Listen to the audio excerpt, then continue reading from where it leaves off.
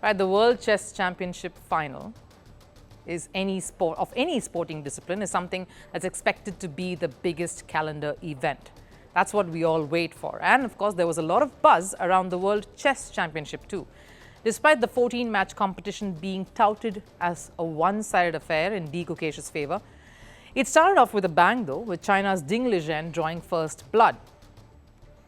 The duo were in fact cautious in round 2 and drew the match, and it was Gukesh who fought back in the third round to level with the defending world champion. But maybe that was the last of a fighting display or the hunger to take risks that either of these two players in fact displayed, because ever since then the tournament has become a bit of a drab affair.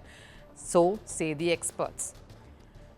Former world champion Vladimir Kramnik in fact feels it isn't like a world championship battle at all.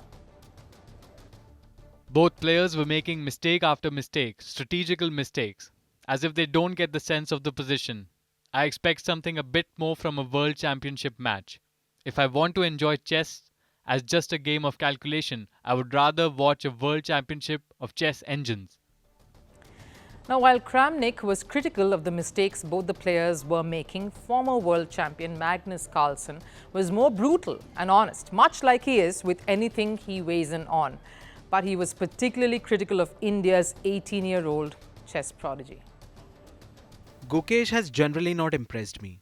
Ding has probably done a little bit better than we thought, but we probably did not expect much, and Gukesh has probably been a little bit worse. Now, the reason why Carlsen seems to be disappointed with Gukesh is much to do with what Gukesh has let go of, a momentum, a strong momentum that he was riding hard on as he entered the tournament, and basically failing to capitalize on that. What's more concerning is the fact that both players have been conservative in their approaches.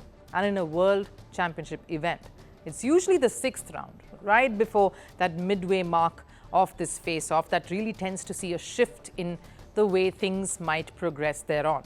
In the past, Carlsen's 2 world championship wins over Vishwanathan Anand of India were decided in the 6th round. And in 2021, it was Carlsen's marathon win over Ian Nepomniachtchi in round 6 that was the highlight of the tournament, and really spoke volumes of the kind of hunger that Carlsen had come in to win the whole thing. That is what experts are saying here too, that there seems to be that lack of fury and fire when we've reached that stage already this year. I thought Ding had a nice position on the board out of opening. He was up on the clock. He squanders the time advantage and then wants to make a draw.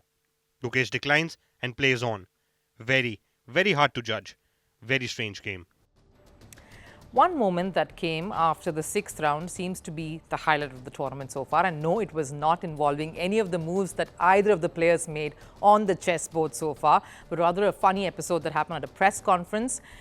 China's Ding Chillin was spotted taking some time off and resting, which gave birth to a meme of Ding Chillin. The phrase is basically a playful take on Ding Chillin, something that loosely sounds like a word that means ice cream in Mandarin.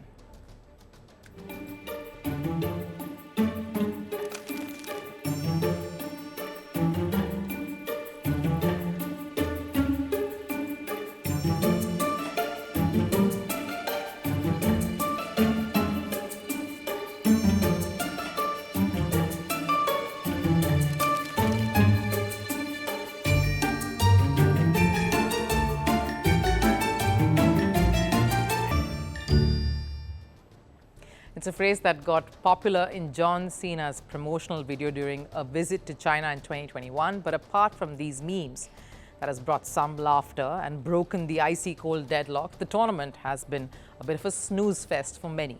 Why though? Now, Gukesh was the favorite to win this, but there is one factor that nobody can really ignore. He's still an 18-year-old hoping to become the youngest world chess champion. There is, of course, pressure and that anxiety, and that is bound to result in a very nervous, cautious approach. Unlike his chess Olympiad or candidates' performances where Gukesh was aggressive, because then there was nothing much to lose and all to win and gain. And what worked against Gukesh here was the early blow he faced in that first round. Let's look at his competitor. Here, despite being the underdog, the onus was on Liren to be that more attacking and aggressive, because after getting the lead in the first round, logic and momentum would mean an approach with more intent from Liren. But in his case too, the last year, the heartbreaks, the losses, the mental break, all in fact worked against him to even try to force a risky hand in any of the games so far. His lack of confidence just wouldn't have let him be in that attacking mode against Gukesh. He would want to take the tournament as deep as possible and hope and pray and wait for the more inexperienced younger opponent to succumb to the pressure. Here's hoping that the second half of the tournament provides some spark and excitement, and hopefully we'll see one of the competitors cutting loose, because if any of the two players want to force a win, the time is now, not just to push a result in his favor, but also to make the tournament more interesting. We need some of that buzz right about now.